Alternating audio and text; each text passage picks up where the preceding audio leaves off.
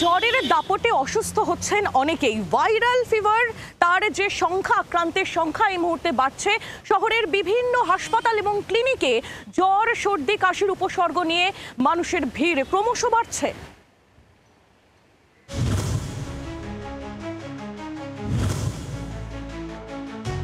বর্তমানে আমি দাঁড়িয়ে রয়েছি বিসি রায় হাসপাতালের ঠিক ফিভার ক্লিনিক। সেই ফিভার ক্লিনিকের সামনে আমি রয়েছি, লম্বা লাইন, বহু মানুষ তারা জড়ো হয়েছেন ছোট্ট ছোট্ট শিশুদের নিয়ে। এই যেভাবে গরম বাড়ছে সেখানে দাঁড়িয়ে জ্বরে আক্রান্ত হওয়ার সংখ্যা, রীতিমতো ভাইরাল ফিভারে আক্রান্ত হওয়ার সংখ্যা বাড়ছে। বিসি রায় থেকে এনআরএস শহরের বিভিন্ন হাসপাতালে জ্বর, সর্দি, কাশিতে আক্রান্ত শিশুদের ভিড় বাড়ছে। হাসপাতাল চত্বরে বিভিন্ন জেলা থেকে উদ্বিগ্ন বাবা মায়েদের ভিড়। 4-5 দিন হচ্ছে সর্দি কাশি, জ্বর, ভীষণ জ্বর আসছে। আর হওয়ার পর থেকে তো সর্দি কাশি লেগেই রয়েছে, সারছে না। জ্বর 5 দিন, এখনো কোনো কথাই বলেনি ডাক্তাররা, শুধু ওষুধ চালিয়ে যাচ্ছে, মেডিসিন চলছে। বাচ্চারা এই 9 মাস। শিশুরোগ বিশেষজ্ঞদের পর্যবেক্ষণ, বাইরে প্রচণ্ড গরম এবং ঘরে এসি। তাপমাত্রার এই আচমকা বদলের জেরেই বাড়ছে সংক্রমণ। এই সময় এই ভাইরাস আক্রমণের মেন প্রাদুর্ভাবটার কারণ হলো আমরা এসিতে থাকতে থাকতে সাডেন আমরা গরমের মধ্যে এক্সপোজার হওয়া, এটা এক নম্বর। এই ভাইরাস আক্রমণে খুব খারাপ অবস্থাতে বেশি কাবু হচ্ছে কারা?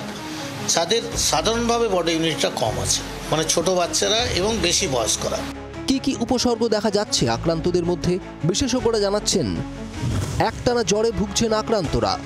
জ্বরের সঙ্গে বমি, হাতে পায়ে যন্ত্রণা অনুভব করছেন অনেকেই।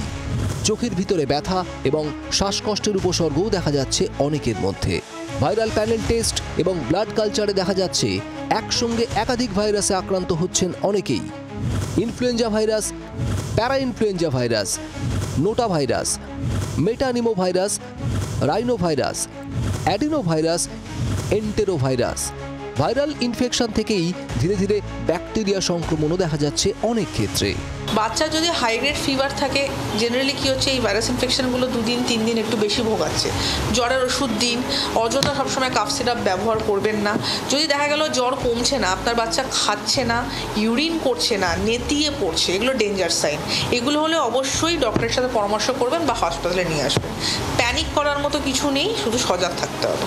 সামনেই বর্ষার মরশুম, রোগ জীবাণুর সংক্রমণ আরও বাড়ার আশঙ্কা।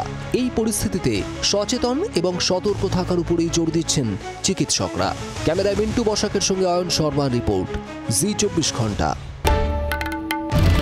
বাংলার আওয়াজ, বাঙালির আবেগ, জি 24 ঘন্টা।